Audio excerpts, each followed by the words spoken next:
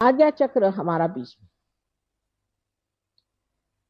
ये महाविष्णु का स्थान। इसका वर्णन हमारे यहाँ बहुत सुंदर देवी महात्म्य में मार्कंडेय स्वामी ने करके रखा है, लेकिन कौन पढ़ता है आजकल देवी महात्म्य, किसको फुर्सत।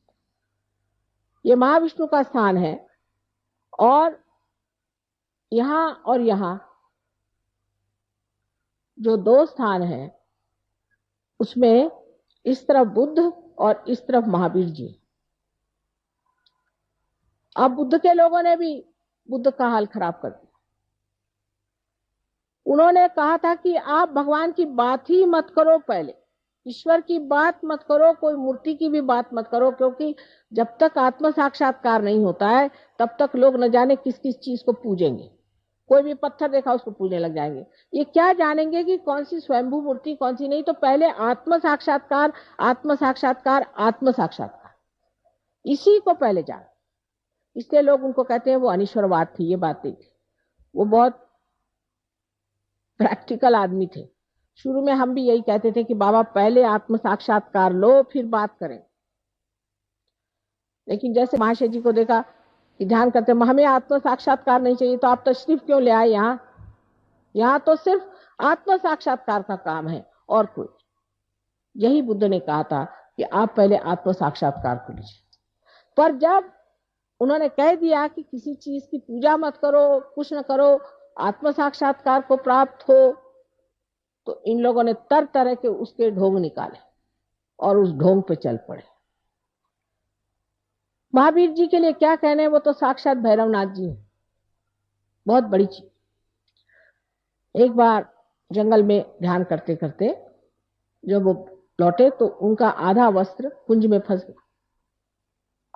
आप बुरा मत मानिएगा, लेकिन जिस बात का मुझे बहुत ही बुरा लगता है, क्योंकि वो भी हमारे बेटे हैं, तो उनका जब वस्त्र आधा फट गया और वो आ रहे थे, कहते हैं कि कृष्ण ने ही उनकी परीक्षा ली कि भाई तू तो अवलिया है,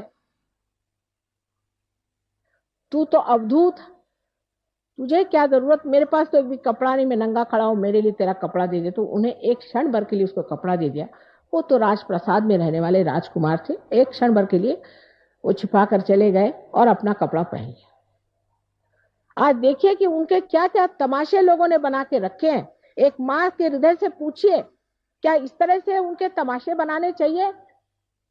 सारी दुनिया भर में उनको इस तरह से घुमाते हैं और रास्ते पर भी इस तरह से घूमते हैं बेशर्म जैसे लोग। ये क्या, उन्होंने महावीर जी ने ये कहा था, अरे महावीर जी हो जाओ फिर देखा जाएगा। इस तरह की अनेक चीजें लोगों ने की है, जिससे कि मेरा हृदय एकदम कभी कभी लगता है कि इन लोगों के पाप कभी धुलेंगे ही नहीं, जिन्होंने इतनी बड़ी बड़ी महान विभूतियों का इस तरह से अपमान खुले आम पत्थरों पे किया, सीमेंट पे किया, हर जगह कर रहे हैं। इनको कैसे परमात्मा माफ कर सकता है?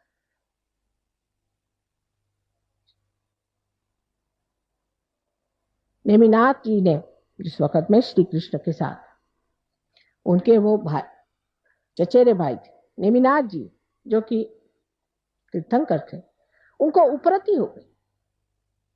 उनके शादी में बहुत सारे जानवर आए मारने के लिए और परिंदे आए, उनको देखकर उपरती हो गई। ऐसे सबको हो सकती है।